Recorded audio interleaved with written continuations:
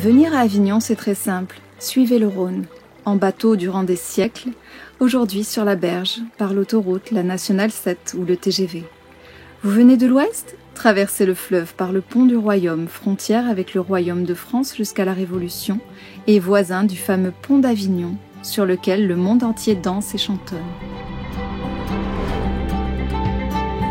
Tout dans la région témoigne d'une longue et prestigieuse histoire. Orange, si romaine avec son arc de triomphe et son théâtre antique. Vaison-la-Romaine, si bien nommée, avec les vastes ruines de sa ville impériale. N'oublions pas Venasque, cachant derrière son imposante porte forte gallo-romaine un vénérable baptistère, ancien temple romain christianisé. C'est 13 siècles plus tard qu'Avignon deviendra la capitale du monde chrétien avec l'arrivée en 1305 de Clément V, qui séjournera d'abord, sans jamais reprendre le chemin de Rome, à Carpentras, Mazan. Ces 9 papes ont profondément transformé et marqué Avignon et sa région au cours du XIVe siècle. Ce siècle de fer fut celui de la guerre de 100 ans, ce qui explique les 5 kilomètres de remparts et l'aspect de forteresse imprenable que présente encore le Palais des Papes, la plus grande construction civile gothique d'Europe, édifiée en à peine 20 ans, avec son palais vieux et son palais neuf. Témoignent de ce passé glorieux les nombreuses églises d'Avignon au délicieux style gothique provençal. Saint-Pierre, Saint-Agricole, Saint-Didier, Saint-Symphorien des Carmes et, plus récentes, les chapelles jésuites de leur noviciat et de leur collège, celles de l'oratoire, et encore les splendides chapelles des pénitents gris, des pénitents noirs.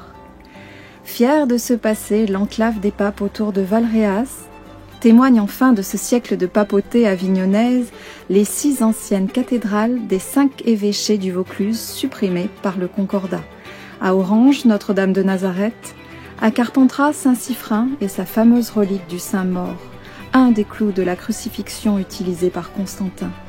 À Cavaillon, Saint-Véran, à Apt, Sainte-Anne et sa relique du voile de Sainte-Anne, et enfin Vaison-la-Romaine avec ses 2 cathédrales, Notre-Dame de Nazareth dans la plaine et Notre-Dame de l'Assomption perchée sur son piton.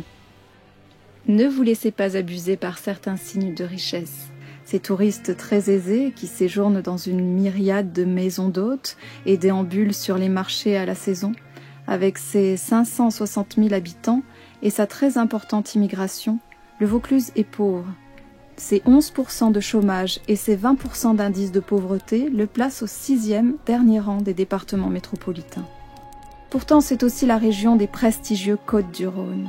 Châteauneuf-du-Pape, Gigondas, Rasteau, Vaqueras, Baume de Venise et tellement d'autres.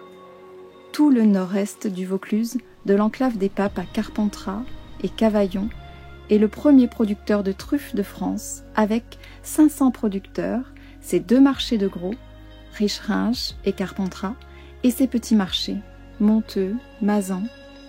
Sur les monts de l'enclave des Papes et du Luberon, les plantations de lavande sont en pleine expansion entre Valréas et Sceaux.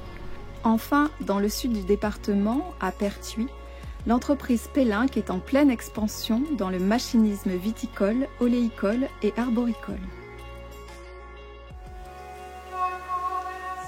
Aujourd'hui, Avignon compte plusieurs communautés religieuses en activité.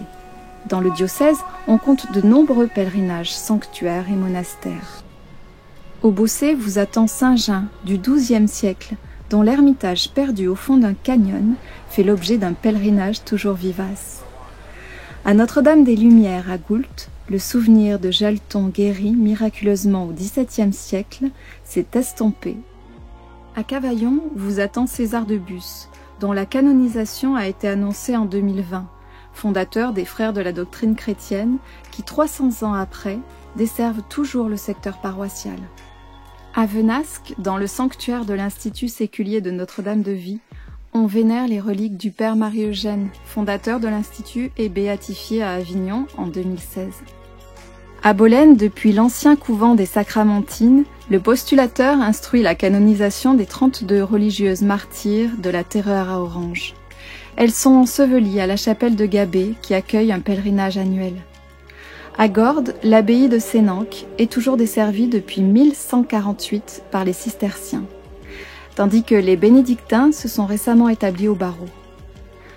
À Blovac, les Trappistines et à Montfavet, les Clarisses de la Verdière sont des hauts lieux connus de tous. Notre diocèse vit également au rythme de ceux qui y vivent, à commencer par les plus jeunes. Dans l'enseignement catholique diocésain, un important effort de formation et de recrutement a été entrepris ces dernières années afin de promouvoir la première annonce de la foi dans les établissements. Les staff campus forment régulièrement les lycéens, désirant servir les plus jeunes lors des rassemblements et temps forts. Chaque année, le pèlerinage des collégiens puis le pèlerinage des malades prennent la direction de Lourdes, tandis que les 2 pélés VTT de l'été rassemblent 200 collégiens, cyclistes, encadrés par 200 staffs et adultes. Petits et grands se retrouvent également dans les mouvements de scoutisme, représentés dans leur diversité. Soucieux de prendre soin de ces familles, notre diocèse invite chaque année les futurs mariés lors des journées des fiancés, sessions de partage, de célébration et de témoignages. Parmi les mouvements tournés vers les familles, on peut citer la communion Priscille et Aquila, nés dans le Vaucluse, formant aujourd'hui des couples missionnaires en France, en Suisse et en Belgique. Les équipes Notre-Dame, la communauté de l'Emmanuel. La vie de nos 178 paroisses réparties en 8 doyennés foisonne d'initiatives et mouvements en vue de grandir dans la foi. De prendre soin des plus fragiles à la communauté de l'Arche ou dans les communautés Foi et Lumière, d'accueillir son frère pauvre ou malade, notamment au travers du secours catholique et de l'hospitalité Notre-Dame de Lourdes. Grandir, c'est aussi se former, comme l'Institut diocésain de la formation en donne l'opportunité au plus grand nombre.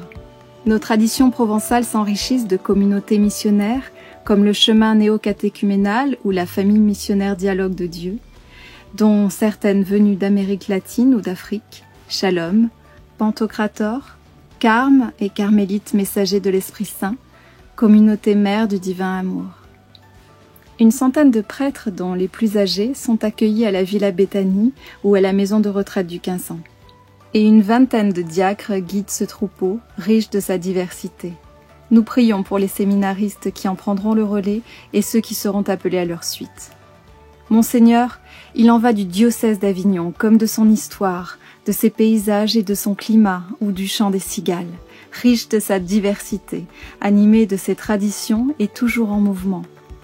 Ainsi est sa multitude qui vous accueille avec joie.